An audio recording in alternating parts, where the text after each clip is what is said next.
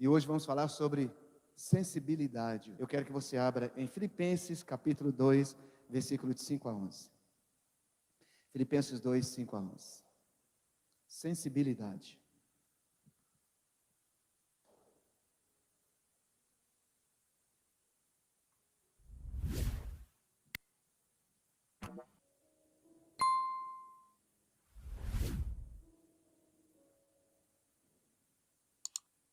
Podemos ler? De sorte que haja em vós o mesmo sentimento que houve também em Cristo Jesus, que, sendo em forma de Deus, não teve por usurpação ser igual a Deus, mas esvaziou-se a si mesmo, tomando a forma de servo, fazendo-se semelhante aos homens, e achado na forma de homem, humilhou-se a si mesmo, sendo obediente até a morte e morte de cruz. Por isso também Deus o exaltou soberanamente e lhe deu um nome que é sobre todo nome, para que ao nome de Jesus se dobre todo o joelho, dos que estão nos céus e na terra, debaixo da terra, e toda língua confesse que Jesus Cristo é o Senhor, para a glória de Deus Pai. Vamos orar? Senhor, nós oramos, pedindo ao Senhor que nos fale através dessa palavra. Ninguém aqui veio ouvir o pastor Cláudio. Nós queremos ouvir a tua voz. Fala o nosso coração, por favor. Nos libere, meu Deus, uma palavra vinda do teu Espírito Santo, que nos faça crescer e sermos edificados em ti. Estabeleça, meu Deus, os fundamentos, as raízes da igreja. O Senhor está escrevendo uma nova história na vida dessa igreja. Eu tenho certeza disso. E eu te peço em nome de Jesus, pela vida da Maria Ângela, que está com Covid, vinha curá-la, meu Deus. Te peço pela vida do meu cunhado Jair, Leninha, Samuel também, que estão com Covid. Te peço, eu venha curar e que eles não fiquem nenhuma sequela dessa enfermidade. Assim também como a Maria Ângela. Te peço pela Flávia Karina, que está operada. Meu Deus, em nome de Jesus, clamo ao Senhor pela vida dessas pessoas, pela vida do Luciano Rezende. Meu Deus, abençoe o Luciano. Traga-o novamente ao nosso meio, por favor. Que o Senhor venha fazer um milagre na vida do teu servo. Meu Deus, nós confiamos em ti. Tem gente que confia em carro, tem gente que confia em cavalo. Nós confiamos no Senhor. Meu Deus, eu te pedimos que venha ministrar uma palavra no nosso coração nessa noite. Em nome de Jesus, por favor. Amém. Amém. Eu gostaria que você prestasse atenção, porque essas palavras que eu tenho ministrado são um pouco mais teológicas. Ou seja, nós temos procurado aprofundar um pouco mais na Bíblia, para que você entenda o contexto do texto. E como falamos semana passada, nós falamos do amor perfeito. Falamos que o amor é um sentimento, e uma palavra que o inimigo tenta deturpar, e tem conseguido, infelizmente, é o amor. Satanás tem tentado tirar o sentido real da palavra amor, para que as pessoas não entendam a profundidade dessa palavra, e muito menos vivam a profundidade dessa palavra. Vimos também que o apóstolo Paulo demonstrou que o amor é superior aos dons espirituais, e que os dons, eles, se nós os tivermos, e não tivermos amor, não faz sentido nenhum. Por isso em 1 Coríntios capítulo 13, ele fala sobre isso. Ele está falando da igreja de Corinto. A igreja de Corinto é uma igreja que tinha muitos dons, mas não amavam. Então Paulo diz que você pode ter dons extraordinários, mas se não tiver amor, não vai fazer sentido nenhum, vai ser vazio. E semana passada nós falamos que uma das características do amor, porque Paulo ele fala das características do amor, ele diz: o amor, ele não se ensoberbece, o amor não folga com injustiça, mas folga com a verdade. E ele diz: o amor não busca os seus próprios interesses. Então hoje nós queremos pegar essa fala de Paulo, que o amor não busca os seus próprios interesses. Por isso o tema da ministração é sensibilidade. Porque para alguém não buscar os seus próprios interesses, mas buscar o interesse do outro, como diz Paulo, essa pessoa terá que ser alguém extremamente sensível. Uma pessoa sensível é uma pessoa que ela não vai buscar os seus próprios interesses. E em Filipenses capítulo 2, nesse texto que lemos, Paulo fala de uma forma profunda sobre sensibilidade, pegando o exemplo de Jesus. Por que Paulo fala isso? Paulo fala isso porque a igreja de Filipe, eles estavam tendo um problema com a questão da sensibilidade, a falta da sensibilidade. Depois falaremos mais sobre isso, mas vamos analisar o que é sensibilidade. O que é sensibilidade? Sensibilidade, ser sensível, é uma pessoa que chora à toa. Pode ser e pode não ser. Como a própria palavra diz, sensibilidade é a capacidade de sentir, de perceber reações físicas, para reagir aos estímulos físicos, a sensibilidade, a dor do outro, não só de si próprio, mas do outro. Então, sensibilidade que nós queremos abordar é a sensibilidade com relação à dor da outra pessoa, ou conseguir entrar no mundo da outra pessoa. Uma pessoa sensível é uma pessoa que está viva. Essa semana eu fui ao dentista, só para você entender, eu vou te falar isso. Eu tenho um plano de odontologia que é lá da Assembleia Legislativa, meu trabalho. Só que a Assembleia, ela paga 70% do tratamento e 30% é descontado do meu contra-cheque, mas para isso tem que ter uma perícia, ela prova a perícia antes de liberar o meu tratamento. E eu fui fazer, então a Assembleia liberou a perícia, e eu fui, só que ela pediu para a dentista que estava me examinando, para fazer um toque de vitalidade do dente, assim, uma teste de vitalidade. E eu fui na dentista, fui preocupado, porque eu sabia que esse negócio não ia ser bom. Aí ela falou o seguinte: você vai sentir algumas dores, se o dente estiver vivo, você vai sentir dor, se o dente estiver morto, você vai sentir nada. Irmãos, como eu torci para o dente, para eu sentir dor. E ela fez alguns testes realmente, e eu fazia assim, na cadeira do dentista, essa parte aqui, ó, quadris, pulava, cada vez que eu mexia, pulava na cadeira. Mas eu nunca fiquei tão feliz em sentir dor na minha vida, na cadeira de dentista, porque eu queria que o dente estivesse vivo.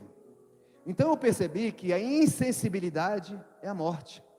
Uma pessoa insensível é uma pessoa que ela morreu emocionalmente, ela morreu nos seus sentimentos. E o dente, para mim, foi um exemplo que Deus me permitiu passar, porque Ele já ia me dar essa palavra, não tinha ainda nenhum tema da ministração. E nós vamos analisar então a sensibilidade com relação ao outro. O inimigo da sensibilidade em relação a outra pessoa é o egocentrismo. Por isso Paulo diz que o amor não busca os seus próprios interesses. Egocentrismo em grego é ego, que é o seu ego, que é o seu eu. Por isso os psicólogos usam muito a palavra, ou as pessoas usam muito hoje: eu vou massagear o seu ego. Quem já ouviu essa expressão?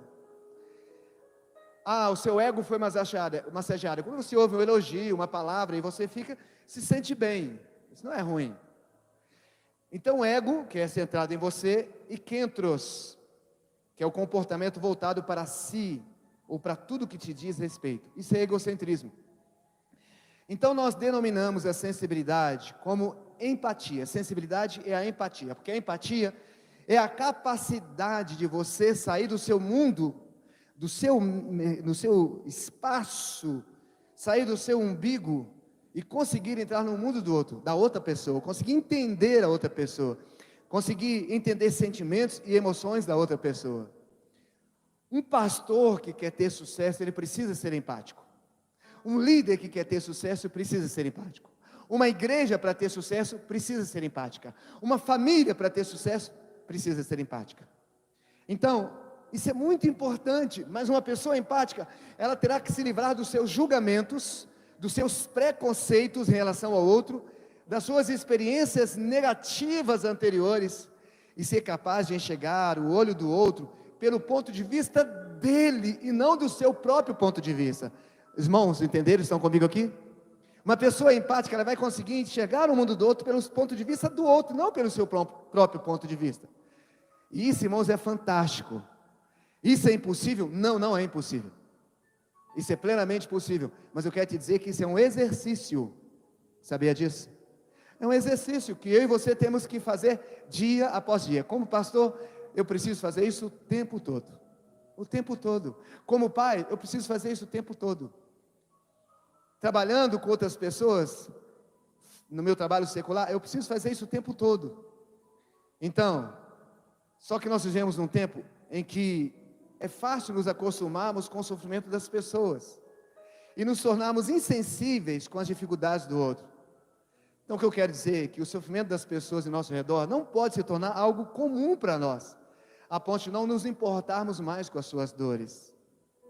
Nos Estados Unidos, foi feita uma pesquisa em relação ao prazer, a dor e sofrimento do outro. Eles pegaram algumas pessoas, e essa pesquisa foi publicada no Annals of the New York Academy of Sciences. E os pesquisadores fizeram 4 experimentos. No primeiro, eles analisaram movimentos faciais, expressões faciais, de pessoas diante de imagens, diante de diferentes estereótipos. Por exemplo, um idoso, estudantes viciados em drogas e profissionais bem-sucedidos, relacionados com acontecimentos positivos, acontecimentos neutros e negativos dessas pessoas.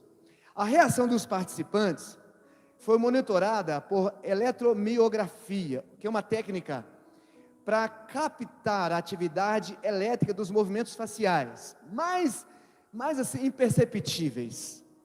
E a análise mostrou que as pessoas sorriem mais quando estão diante de alguém que invejam ou tendo experiências ruins. Ou seja, as pessoas têm prazer em ver alguém que ela tem inveja ou que não gosta ter uma experiência ruim. A pesquisa mostrou isso. Fizeram o segundo experimento, que mediu a reação das pessoas com ressonância magnética, que associa o fluxo de sangue com a atividade cerebral. E foram apresentadas as mesmas imagens e situações para esse outro grupo de pessoas. E os participantes deveriam dar uma nota sobre como estavam se sentindo de 1 a 9. O resultado confirmou que os participantes se sentiam mal diante de exemplos positivos. Ou seja, se as pessoas tinham experiências positivas, eles se sentiam mal porque se sentiam diminuídos. Mas eles se sentiam bem quando as pessoas tinham eventos negativos, especialmente se era alguém bem sucedido. 2 semanas depois, os participantes foram convidados a participar de um jogo online, que dava a opção de machucar e dar choques elétricos em outras pessoas. E os pesquisadores descobriram que as pessoas se mostram mais dispostas a machucar um estereótipo ou alguém que ela tem inveja ou que ela não gosta. Ela sente prazer nisso. No terceiro teste foram apresentados diferentes tipos de cenários para o mesmo estereótipo. Um executivo de um banco de investimentos, uma pessoa bem-sucedida. O resultado mostrou que os participantes demonstram mais entusiasmo se o profissional... Eles demonstraram mais entusiasmo se o profissional estivesse desempregado, se ele perdesse o emprego, ou se ele ficasse assim, ele perdesse o emprego e ficasse sem dinheiro nenhum, ou se ele gastasse o seu dinheiro com drogas, do que se ele tivesse comprado outra empresa, crescido financeiramente. Estão comigo aqui? Estão entendendo? Para o último experimento, eles pegaram o que nós conhecemos bem, foram equipes de beisebol, dos grupos rivais da equipe de Boston Red Sox, que é uma equipe muito famosa, e New York Yankees. E aí, os torcedores das torcidas adversas, eles tinham mais prazer em ver o outro time perder do que ver o seu time ganhar. E isso é algo que eu vejo muitas pessoas falarem, né? Principalmente os atleticanos e cruzeirenses, eles usam muita expressão, mas você tem mais prazer de ver meu time perder do que o seu time ganhar? E isso é fato, porque, infelizmente, segundo a pesquisadora Mina Ciara, não são todas as pessoas que experimentam essa falta de empatia como resposta humana, mas boa parte da população experimenta. Por isso a gente vê como que as pessoas elas param diante de uma tragédia. Isso é algo que as pessoas muitas vezes não percebem, mas elas têm prazer, às vezes, no insucesso do outro, principalmente quando é alguém que ela não gosta. O que é isso? É a insensibilidade. Então, a sensibilidade ela tem sido perdida, irmãos, e a perca da sensibilidade é um mal atual. E Paulo já falou sobre isso em Efésios capítulo 4, 17 a 19. Paulo diz assim: assim eu digo a vocês, e no Senhor insisto, que não vivam mais como os gentios. Está aí o texto. Que vivem na inutilidade dos seus pensamentos. Eles estão obscurecidos no entendimento e separados da vida de Deus, por causa da ignorância que estão, devido ao endurecimento do seu coração. Que é a insensibilidade? É o coração endurecido. Tendo perdido toda a sensibilidade, diz Paulo, eles se entregaram à depravação, cometendo com avidez toda espécie de impureza. Paulo chama a atenção, já para a sua época, porque já tinham pessoas que o coração estava endurecendo, eles estavam perdendo o sentimento em relação às outras pessoas. Eu já vi muitas pessoas dizerem: eu não tenho sentimentos mais, olha, eu não consigo amar, eu não consigo expressar alegria, eu não consigo expressar tristeza, nada. Você sabe que um psicopata, que é uma pessoa doente, o problema do psicopata é que não tem sentimento, sabia disso? Um psicopata nos Estados Unidos, isso está no livro de inteligência emocional, do autor, como é que ele chama? Sempre esqueço. David Coleman, exatamente. Ele cometeu um monte de atrocidades, matou inúmeras pessoas. E ele foi preso, o repórter foi entrevistá-lo, e o repórter, ele matou mesmo, a sangue frio. O repórter perguntou: você não tem nenhum sentimento, nenhum arrependimento? Ele disse que não. Se eu tivesse arrependimento, eu não faria aquilo que eu fiz. E se eu sair, eu faço de novo. São pessoas doentes, porque elas morreram. Agora preste atenção: Satanás quer que a igreja morra na sensibilidade. Satanás quer que a igreja, que nós nos tornemos frios, insensíveis, corações endurecidos em relação ao outro, e que comecemos a olhar somente para nós, porque a insensibilidade nos faz ficar frios, indiferentes em relação ao sofrimento do outro. Na parábola do bom samaritano, que Jesus contou, e não foi por acaso, ele estava ensinando também sobre a insensibilidade, onde o sacerdote e o levita, eles passaram pelo homem que estava caído, machucado, e com uma insensibilidade incrível, eles olharam para ele e foram embora. Porque a insensibilidade não nos permite importar com o outro. É aquele tipo: não estou nem aí, problema dele, e quanto mais ele sofrer, melhor. A insensibilidade provoca julgamentos errados também, irmãos. Quando Jó estava passando um sofrimento tão grande na sua vida, cheio de feridas, tinha perdido os filhos, perdido os bens, ele tinha perdido tudo, até a saúde. Os seus amigos vão visitá-lo, mas de uma forma tão insensível, porque enquanto eles estavam com a boca fechada, estava ótimo. Porque tem gente que enquanto está com a boca fechada, faz um grande favor, sim ou não? E eles estavam fazendo um grande favor para Jó, mas quando eles abriram a boca para condenar Jó de uma forma tão dura. Ele condenou Jó, Bildade condenou Jó, e Zofar, os três condenaram Jó duramente. Um homem que já estava sofrendo, um homem que estava passando um momento difícil, chegam essas três pessoas e jogam Jó ainda mais para baixo. Porque a insensibilidade, ela é assim. A insensibilidade, ela provoca julgamentos errados. Todos os julgamentos que eles fizeram a respeito de Jó estavam completamente errados. Todos eles. A insensibilidade, ela é egoísta também. Em 1 Samuel capítulo 2 Samuel, agora eu fiquei na dúvida se é 1 Samuel ou 2 Samuel, eu acho que eu coloquei primeiro, mas que é segundo. Não, 1 Samuel capítulo 3, 1 Samuel mesmo.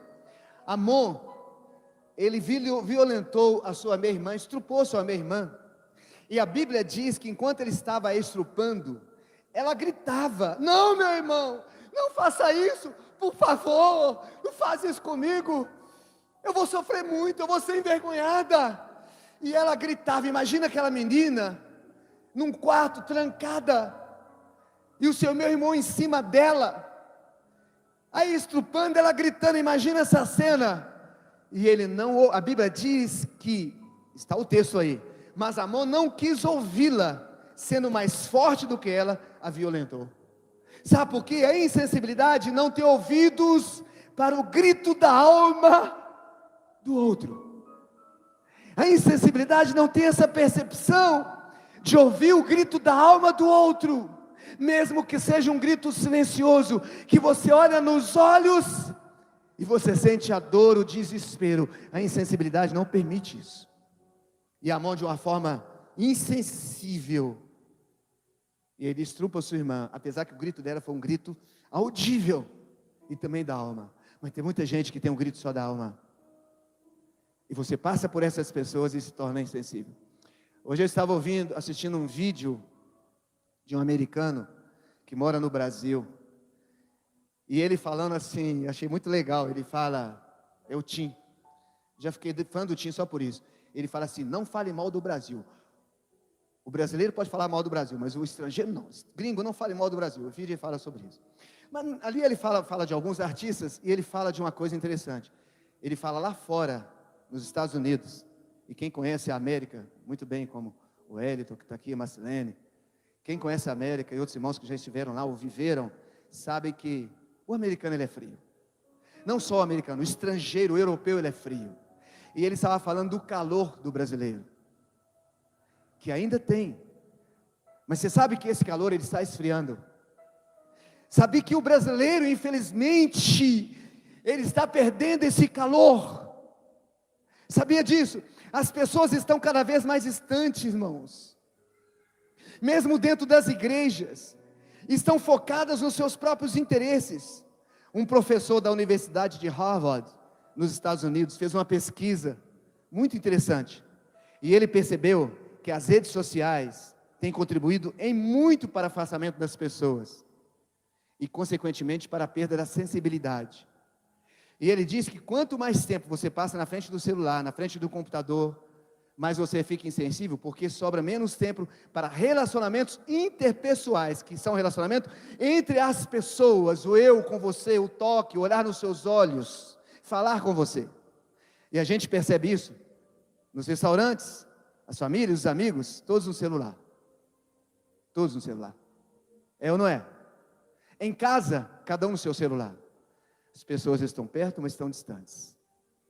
E o Ben Sachar, que é um israelense, mas um psicólogo renomado dessa famosa universidade, ele se tornou muito popular.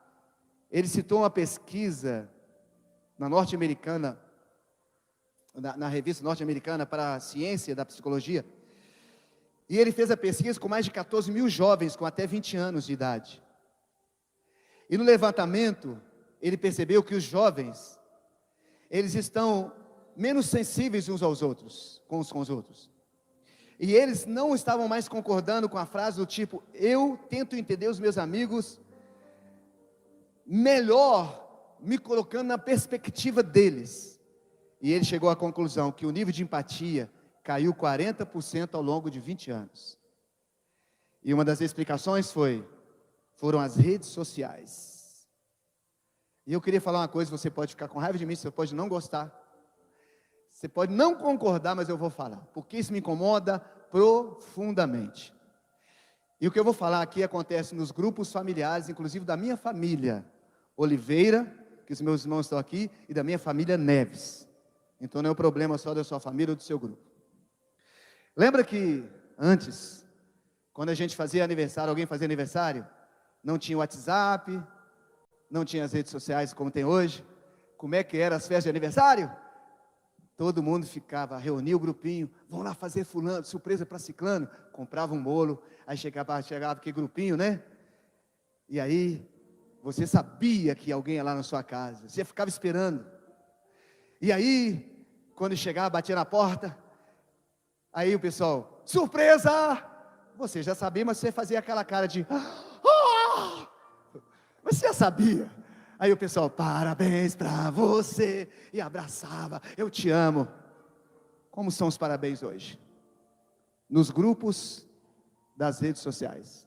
Fulano, parabéns pelo seu aniversário, nem é no privado, é nos grupos. Irmãos, isso me incomoda profundamente. Você sabe por quê? Eu não tenho raiva do WhatsApp, eu não tenho nada contra você, mas isso me incomoda porque as redes sociais têm realmente afastado as pessoas. Eu sempre tive vontade de falar isso aqui na igreja, mas eu esperava algo científico para falar, agora eu tenho. Uma pesquisa que foi feita. Satanás tem usado as redes sociais para nos afastar, e os irmãos, a igreja não está percebendo.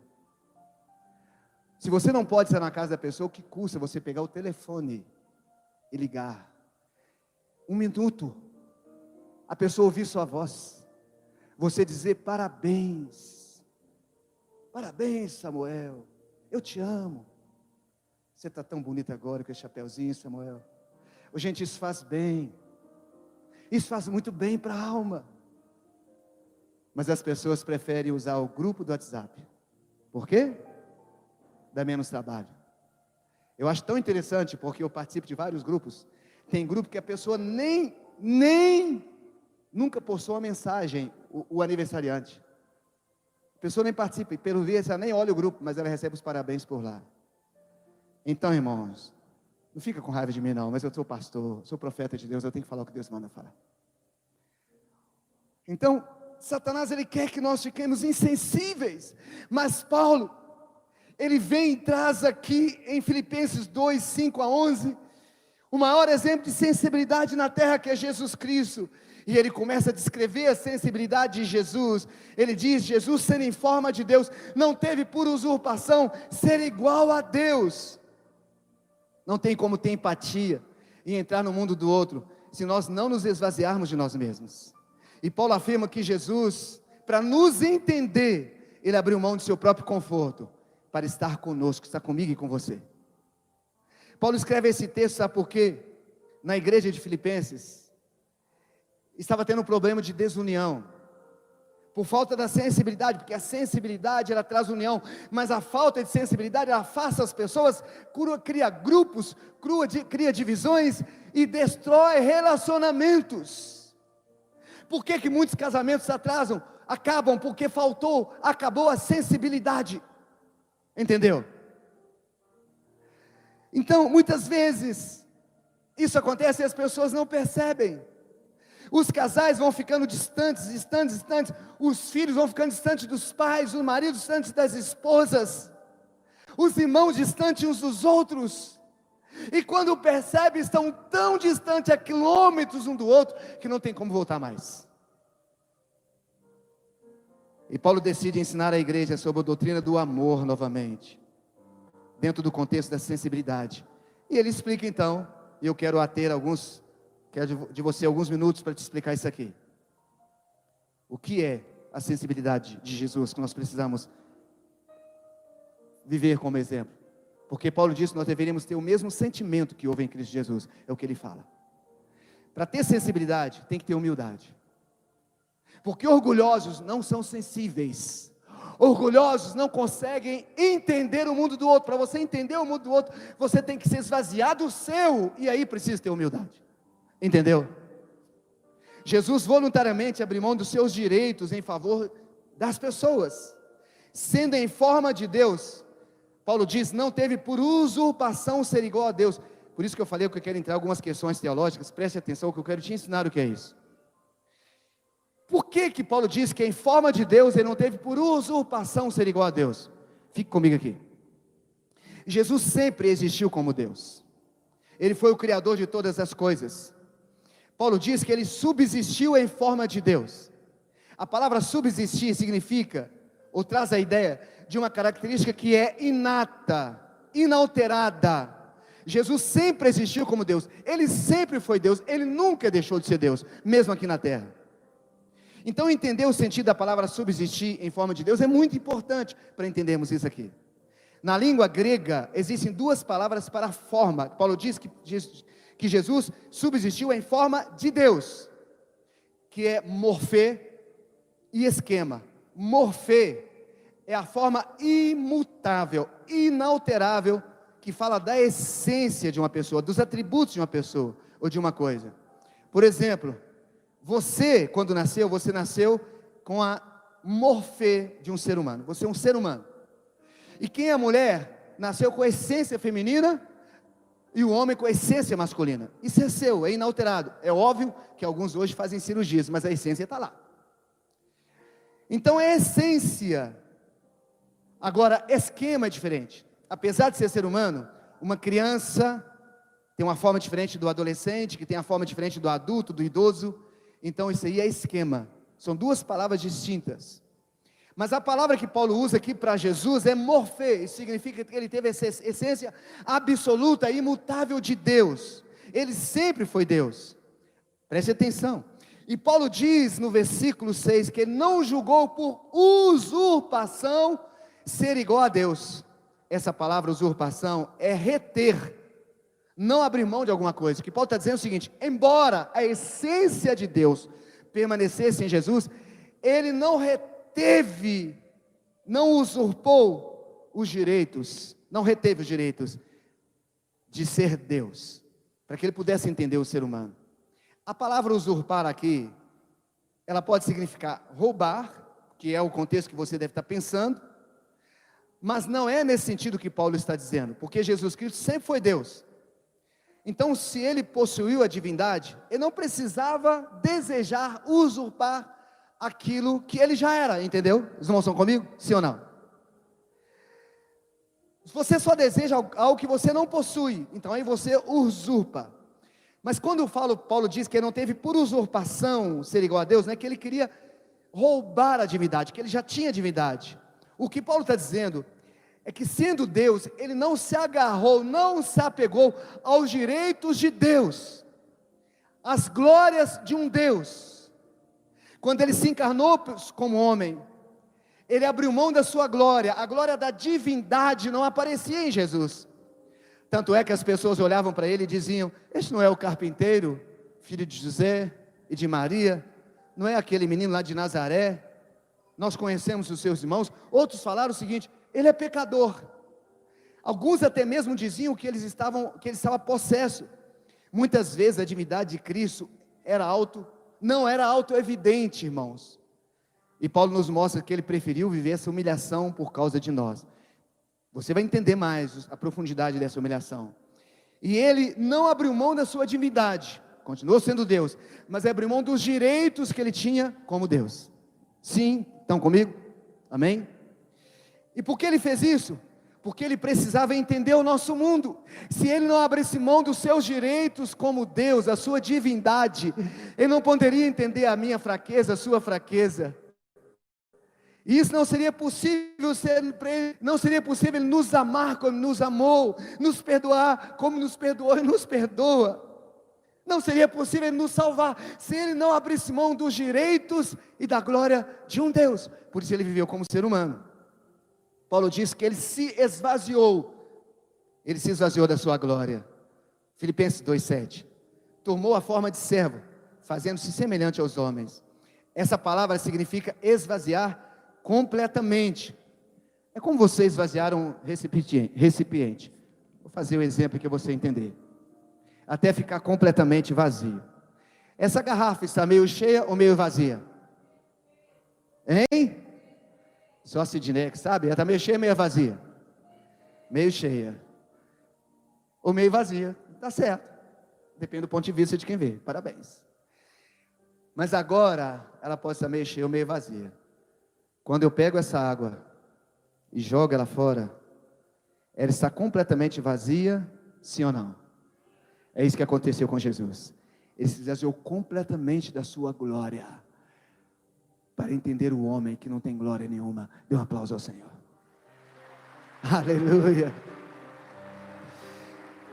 Jesus se esvaziou da sua divindade? Não, se esvaziou da sua glória.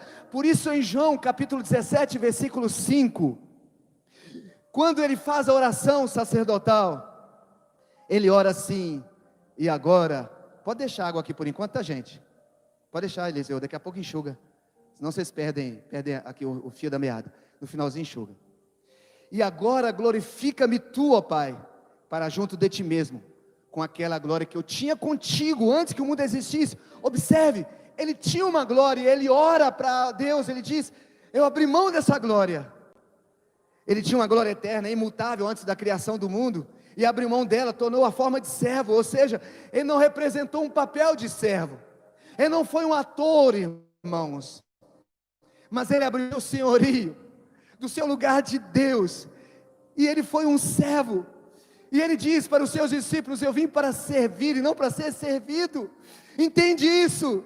E quando os discípulos, eles querem disputar entre eles quem era o maior, Jesus pega uma toalha, pega um balde, uma bacia e lava os pés dos discípulos, para que eles entendessem aquilo que ele estava ensinando, e para que eles vivessem, não entendessem apenas, mas vivessem. Tudo que Jesus fazia era didático, entenda isso, tudo que ele fazia era didático, e ele estava ensinando para os seus discípulos, ao lavar os pés, que eles deviam se esvaziar. Ninguém terá sensibilidade com o outro até que se esvazie dos seus direitos. Falamos isso semana passada. Eu sei, preste atenção, olhe para mim. Você tem direito de ficar magoado. Você tem direito de ficar aborrecido. Você tem até direito de nunca mais falar com a pessoa. Você tem até direito de nunca mais olhar para os olhos da pessoa. Mas se eu e você queremos ser como Jesus, eu vou abrir mão desses direitos, vou me esvaziar dos meus direitos, para viver a vida dele. Quantos querem viver a vida de Jesus? Dê um aplauso ao Senhor. Aleluia. É isso, irmãos, que Jesus queria ensinar, entendeu?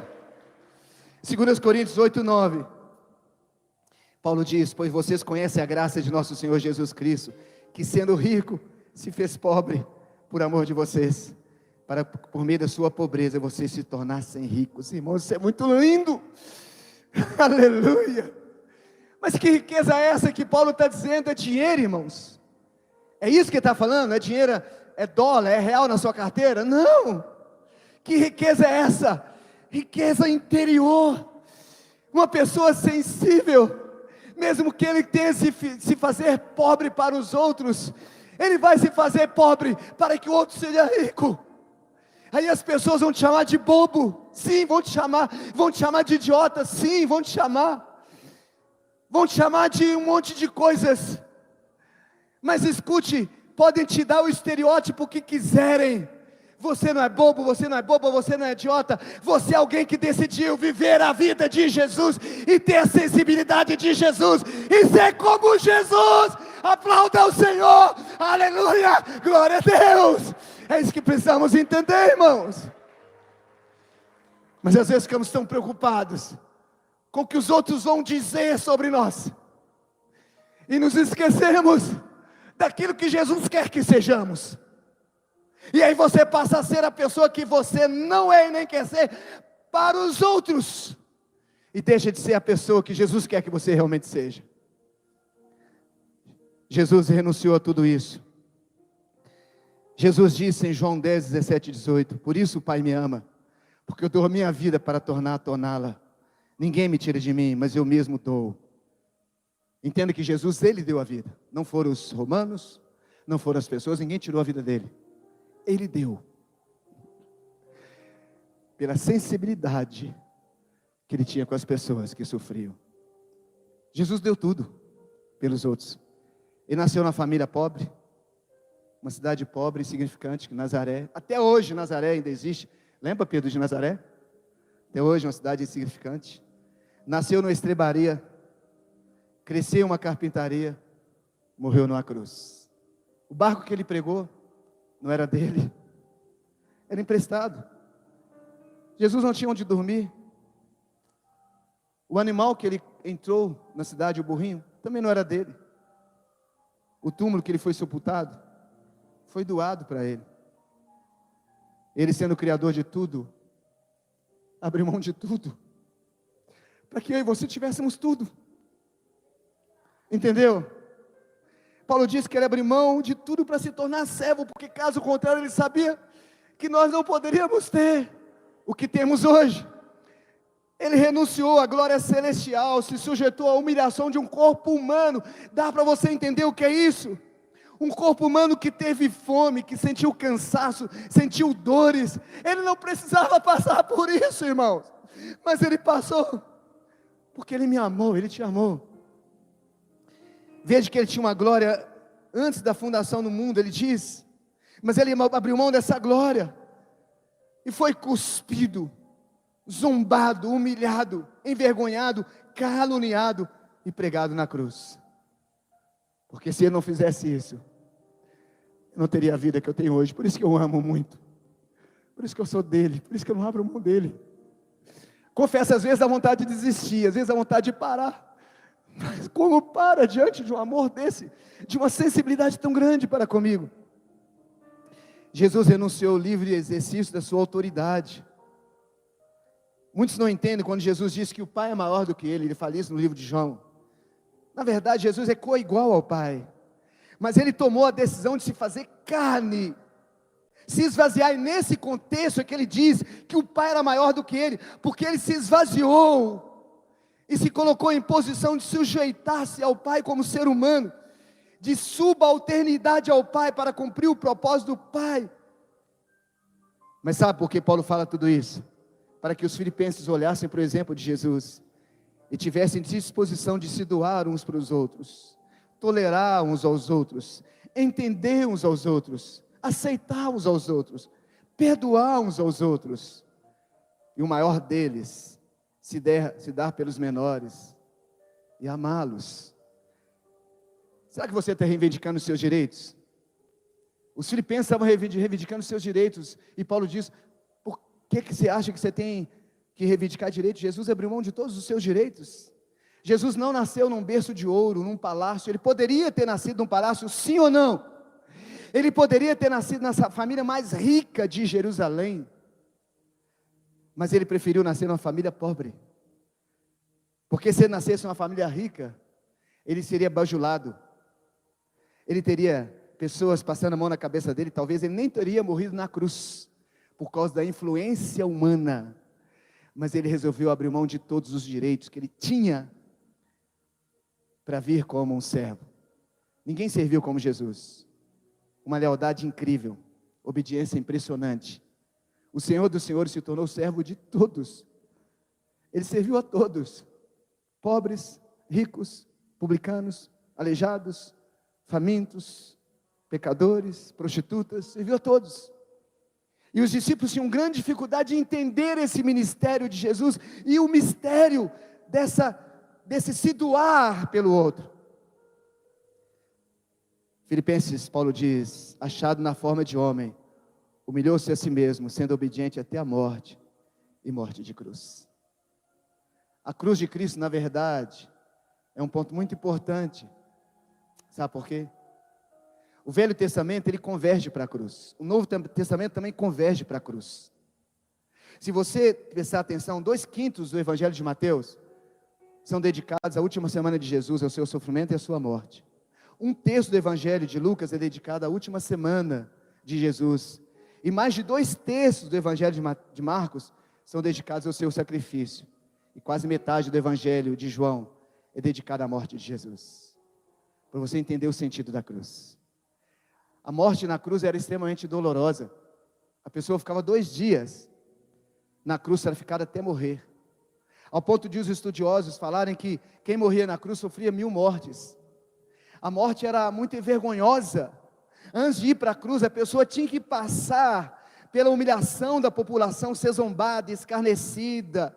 E ela tinha que carregar o instrumento do seu sacrifício, que era a cruz, debaixo dos xingamentos da multidão. A morte na cruz era considerada maldita, porque somente os condenados, os escravos, podiam morrer na cruz. A Bíblia diz que aquele que morria na cruz era maldito. Jesus se fez maldição por mim e por você, porque ele sentiu as nossas dores. Isaías diz sobre isso. Na cruz ele vai revelar o mais profundo do amor de Deus, a mais profunda atitude da sensibilidade que pode existir. Por isso que Paulo fala isso. E o convite de Jesus o tempo todo para os seus discípulos foi para que eles se dispusessem a esvaziar-se de si mesmos, para que eles carregassem a cruz, cada um a cruz de cada um deles. E que cruz era essa? Tem muita gente que diz: a cruz dos meus sofrimentos, o meu marido é uma cruz, eu não preciso de cruz nenhuma mais, porque eu já sofro demais com o meu marido. Pastor, a minha mulher é uma cruz que eu carrego, tem 40 anos, se eu não preciso mais de cruz. Não é essa cruz que Jesus está falando, se você considera como cruz. Mateus diz, 16:24, se alguém quiser vir após mim, renuncie-se a si mesmo, toma-se a cruz e siga-me. A cruz é a morte para si mesmo, é o esvaziar-se completamente, para você entender o outro, amar o outro. Sem a cruz eles jamais poderiam amar uns aos outros, os discípulos não poderiam se amar e não poderiam cumprir o propósito de Jesus. Por isso Jesus diz em João 13:34, um novo mandamento vos dou, que vos ameis uns aos outros, como eu vos amei, que também vos amei uns aos outros. Essa semana alguém me disse assim, pastor, eu acho difícil entender isso, que nós podemos amar esse amor perfeito como de Jesus. Só Jesus teve o amor perfeito, nós não podemos ter, eu acredito que não. Mas olha, irmãos, eu não terminei a conversa com essa pessoa, porque não deu prazo. Mas olha só, Jesus disse que nós deveríamos amar, um mandamento que nós deveríamos amar como Ele amou. O amor perfeito como Ele amou. Será que Jesus iria exigir algo que nós não podemos dar? Você acha que Jesus iria exigir algo que nós não podemos cumprir? Jamais Ele faria isso. Se Ele diz que esse mandamento que Ele dá, nós podemos cumprir. Então Jesus ensinou seus discípulos a amar uns aos outros. E para concluir, o que a sensibilidade produz? A sensibilidade, ela cura. Não vou ler o texto por causa do tempo, mas em Lucas 18:35-43, a Bíblia diz que Jesus estava entrando em Jericó. Tinha um mendigo assentado, ele era cego. E ele começou a clamar, Jesus, Jesus, tem misericórdia de mim. A multidão insensível, ela falava o seguinte, cala a boca, para de gritar, porque a insensibilidade é assim, ela fecha os ouvidos para a dor do outro, ela não está nem aí para o que o outro está passando. Mas Jesus tinha uma sensibilidade incrível, ele olhou para aquele homem. Jesus não perguntou se ele tinha pecado, Jesus não perguntou se erro que ele tinha cometido, nem seus pais, porque a tradição, eles acreditavam que se alguém estava naquela situação, porque ele tinha pecado, ou seus pais, ou um parente, e aquilo era castigo. Jesus não perguntou nada para ele, Jesus fez uma pergunta. Qual foi a pergunta? O que você quer que eu te faça? E ele respondeu, quero ser amado, através do ato de cura. Essa é a pergunta que o Senhor espera que nós façamos uns aos outros. Que olhe para o Márcio e fale, Márcio, o que você quer que eu te faça? O que eu posso fazer para te ajudar? O que eu posso fazer para você ser mais feliz, Márcio? O que eu posso fazer para você ter sucesso, Márcio? O que eu posso fazer para você ter êxito, Márcio? Entendeu a pergunta de Jesus? Aquele homem era um fracassado, era um derrotado, humilhado pela sociedade. E Jesus pergunta, o que você quer? Eu vou fazer. E Jesus o curou, mudou a vida dele. Mas não foi só olhos que passaram a enxergar, foi uma vida transformada, uma autoestima restaurada, uma alegria que voltou naquele coração, entendeu? A sensibilidade, ela perdoa e ela livra alguém da morte. A Bíblia nos conta que tinha uma mulher que foi pega em adultério, e os mestres da lei, os religiosos, pegaram aquela mulher, e pegaram ela empurrando e balançando aquela mulher, e batendo nela, dando um soco, e joga ela no meio com pedras, e fala, agora nós vamos te matar. Só que eles jogaram perto de Jesus, e falaram, Jesus, essa mulher é sem vergonha, imoral, essa prostituta, ela foi pega em adultério, a lei diz que nós devemos matá-la. O que o Senhor diz? Eu imagino aquela mulher no meio, ela deve ter baixado a cabeça e preparado para morrer, e começou a chorar, chorava. Jesus fica em silêncio. Aquele silêncio, para aquela mulher, foi um silêncio terrível, porque ela falou, e agora? Ele não falou nada, o que será que ele vai fazer? Quando Jesus fala, ele olha para aqueles religiosos e diz, algum de vocês aí nunca errou? Algum de vocês nunca cometeu falha nenhuma? Alguém de vocês nunca cometeu erro? Nunca mentiu? Nunca enganou? Nunca passou a perna em ninguém? Nunca gritou com ninguém? Nunca pensou mal? Se não, vocês podem matar essa mulher agora, eu dou liberdade para vocês. Eles ficaram envergonhados e foram embora, do mais velho até o mais novo. Ficou a mulher e Jesus. Jesus olha para a mulher e pergunta, mulher, cadê os seus acusadores? Onde eles estão? É lógico que Jesus sabia onde eles estavam. O que Jesus estava querendo dizer para a mulher é o seguinte, mulher, eu sou sensível à sua dor, eu sou sensível ao seu sofrimento, eu não concordo com o seu erro, não concordo com o seu pecado, eu não aceito, isso é errado. mas eu tenho uma sensibilidade a ponto de te amar e te perdoar. Ninguém te condenou, eu também não vou te condenar. Eu poderia te condenar, porque eu nunca pequei, nunca falei, mas eu não vou te condenar. Vai, não peques mais. Irmãos, tem pessoas que já condenaram outros no seu coração, e já decretaram a lei, a sentença de morte do outro, no seu coração, na sua vida, nos seus relacionamentos, sim ou não? E fala assim, aquela pessoa não merece que eu converse com ela, não merece que eu olhe para ela, não merece nada. Me permita, eu estou quase terminando, me permita só contar uma história. Eu assisto uma série de documentários que chama Sou um Assassino. A partir do momento que eu comecei a assistir aquela série, me tornei muito mais sensível. Porque eu era muito, assim, duro, pela influência da mídia, com pessoas que cometiam atrocidades.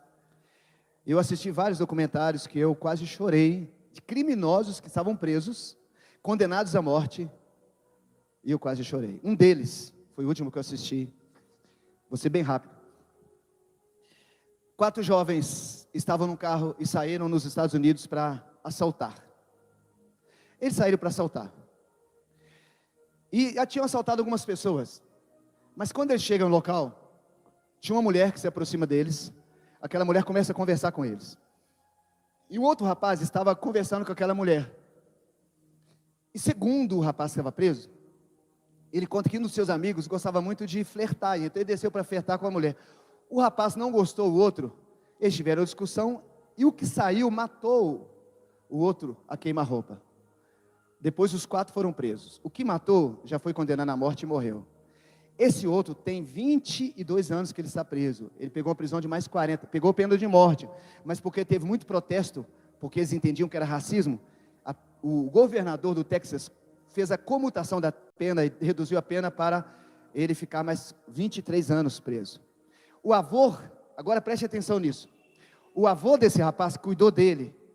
Falou, ele é um bom rapaz e ele... certamente assim, porque ele teve um histórico todo, que não dá tempo para contar aqui. E o avô, com 90 anos, o avô, convertido, crente, servo de Deus, ele queria muito encontrar com o irmão da vítima. O irmão da vítima, nesse período, aceitou a Jesus numa igreja também lá nos Estados Unidos. E depois que ele aceitou a Jesus, ele disse, olha, eu não pensava nem na libertação desse rapaz, mas hoje se ele for liberto, para mim está bom. Eu não quero mais a pena de morte dele. Mas a lei do Texas diz que se uma pessoa importante, 2 pessoas importantes, testemunharem em favor daquela pessoa que está presa, poderia diminuir a pena dela. Então o rapaz poderia ficar menos tempo preso. Então o avô teve uma ideia de reunir-se com aquele rapaz, sendo os 2 evangélicos, reunir com ele, para que ele, como na verdade nesse período ele foi eleito, que lá nos Estados Unidos, no Texas é assim, né? Promotor é eleito, não é igual aqui. Foi eleito promotor do Texas. Então ele era uma das pessoas importantes, irmão da vítima. Então a palavra dele era muito importante para libertar o outro irmão. E os 2 se encontraram. Ele relutou muito, mas se encontrou com o avô. Irmãos, eu quase chorei. Sabe por quê? O avô falou tudo para aquele rapaz. E ele tinha expectativa no coração que aquele rapaz falasse assim, olha, diante de tudo que você me explicou, porque o rapaz não deu nenhum tiro, só estava no carro, só com o motorista, por isso ele pegou a pena de morte depois desses 40 anos. A lei nos Estados Unidos é bem rígida e funciona mesmo. Então, quando ele fala com ele falou o seguinte, olha, agradeço eu ter vindo aqui, mas eu testemunhar em favor do seu neto, isso não vai acontecer, nem encontrar com ele vai acontecer. Irmãos, a frustração daquele senhor, doeu meu coração, deu para ver a frustração, porque a expectativa dele é que aquele homem entendesse a sua dor, e entendesse tudo. Ele é um homem de 90 anos, não sei se ele está vivo ainda, porque o seriado parece que já tem 2 anos que foi gravado, mas ele não recebeu o perdão. Agora eu vou te dizer uma coisa, pastor, o senhor está julgando o irmão da vítima? Não, porque você precisa se colocar no lugar de uma pessoa e se colocar no lugar da outra. Eu só estou contando o fato para nós fazermos uma avaliação. Não estou julgando, não estou condenando ninguém, não sou Senhor, não sou ninguém para condenar ninguém. Mas eu quero te dizer que a sensibilidade ela livra alguém da morte. Contei isso para você entender. A sensibilidade, ela traz a vida novamente. Jesus estava entrando numa cidade, e estava saindo uma mulher, isso está em Lucas capítulo 7, versículo 11 a 15, com um filho que estava morto. O filho estava morto. Tantas pessoas passaram por aquela mulher e acharam que era mais um defunto. Mas quando Jesus olha para ela, cruza os olhares, Jesus olhou dentro da alma daquela mulher. E Jesus então se aproxima, a Bíblia diz que Jesus se compadeceu dela, e disse: não chore. Aproximou-se, tocou o caixão, ressuscitou aquele rapaz. Porque a sensibilidade, ela traz a vida às pessoas novamente. Deixa eu te falar uma coisa, tem muitas pessoas que morreram, tem muitas pessoas que estão muito mal, estão esperando o seu toque, o seu carinho, a sua palavra de amor, a sua palavra de perdão, o seu afago. Elas sabem que elas erraram, elas sabem que elas falharam, mas às vezes estão esperando o seu toque para que elas vivam novamente. A sensibilidade traz a vida novamente, e a sensibilidade, ela nos dá condições de morarmos no céu com Jesus. Agora eu estou terminando mesmo. Filipenses 2, 9 a 11. É porque é uma mensagem teológica, a gente tem que aprofundar um pouco mais, viu, irmãos? Diz ainda Paulo: por isso também Deus o exaltou soberanamente, e lhe deu um nome que é sobre todo nome, para que ao nome de Jesus se dobre todo o joelho, dos que são nos céus e na terra e debaixo da terra, e toda a língua confesse que Jesus Cristo é o Senhor, para a glória de Deus Pai. Paulo faz uma transição daquilo que Cristo fez para aquilo que Jesus fez. E Paulo explica que o caminho da glória passa pelo caminho da humilhação, a coroa passa pela cruz, e os pontos mais altos da exaltação passam pelos vales da mais profunda humilhação. Jesus foi exemplo do seu próprio ensino: aquele que se humilha será exaltado. Quem se humilha é Jesus, mas quem o exalta é Deus. Quando você entra no mundo do outro, você vai ter que se humilhar, sim. Você vai ter que se esvaziar, sim. Essa é a atitude que você vai tomar, mas quem vai te exaltar é o Senhor. Aplauda a Jesus. Se você crê nisso, glorifique a Jesus, amém. Você receberá dele, não serão das pessoas, nem dos outros. As pessoas não vão te entender, não vão te compreender, mas o Senhor vai te exaltar. Lembre-se que Paulo estava corrigindo o problema de relacionamentos interpessoais, pessoas dentro da igreja, e ele estava ensinando que se eles se humilhassem, Deus exaltaria os filipenses. Mateus 23, 12, todo aquele que exalta, se exaltar será humilhado, mas todo aquele que se humilhar será exaltado. Queria que você fechasse seus olhos agora.